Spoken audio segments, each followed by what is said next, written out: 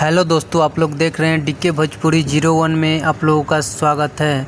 तो फाइनली एक और सॉन्ग का पोस्टर आप लोगों के बीच आ गया है। ये सॉन्ग राजा राम मूवी का है, जिसका टीजर भी आप लोगों के बीच कल सुबह 11 बजे सारेगामा हम भोजपुरी पे रिलीज कर दिया जाएगा।